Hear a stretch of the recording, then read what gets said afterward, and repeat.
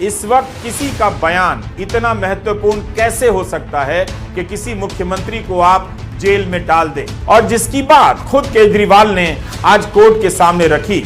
मुख्यमंत्री केजरीवाल ने कहा, दूसरा बयान मागुंटा श्रीनिवासुलु रेड्डी का है, एमएसआर का। ये सांसद थे जगन रेड्डी की पार्टी से। एक दिन 16 मार्च 2021 को 4:30 बजे मेरे दफ्तर आते हैं। 10 दिन पहले उन्होंने पत्र भेजा था कि मैं सांसद हूँ, मुख्यमंत्री से मिलना है। वो मेरे पास मिलने के लिए आते हैं। मैं जल्दी में था। वे आकर कहते हैं कि दिल्ली में फैमिली चैरिटेबल ट्रस्ट खोलना है। मैंने कहा जमीन हमारे अंडर नहीं आती है, एलजी साहब के अंडर आती है। आप मुझे चिट्ठी दे दीजिए, मैं एलजी साहब को फॉरवर्ड कर दूंगा बस। 16 सितंबर 2022 को उनके घर पर रेड होती है। उनसे पूछा जाता है कि क्या आप केजरीवाल से मिले? वो कहते हैं हाँ मैं मिला। मैं उनसे फैमिली ट्रस्ट के लिए जमीन मांगने गया था। ईडी इससे खुश नहीं होती है। 5 महीने के बाद उनके बेटे को 10 फरवरी के दिन गिरफ्तार कर लिया जाता है। उसके बावजूद अपने स्टेटमेंट पर कायम रहते हैं। 5 महीना जब बेटा गिरफ्तार होता है, जेल में रहता है, तो बाप टूट जाता है। 16 जुलाई को अपना बयान बदल लेते हैं। 18 जुलाई को बेटा छोड़ दिया जाता है। उसके बाद उनका कोई स्टेटमेंट नहीं होता। जैसे ही उन्होंने मेरे खिलाफ स्टेटमेंट दिया, बेटा भी छूट गया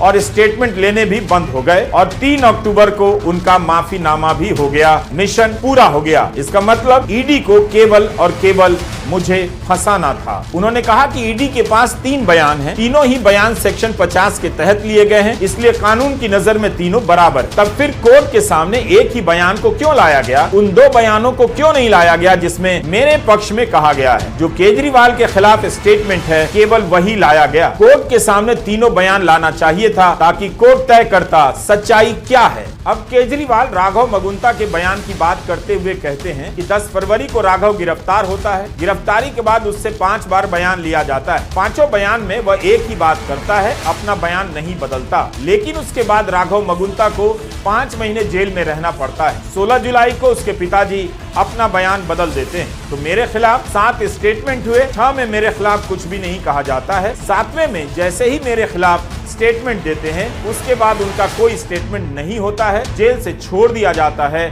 और उन्हें माफीनामा दे दिया जाता है। चौथा बयान है शरत रेड्डी का। 16 सितंबर को उनके घर पर रेड हुई।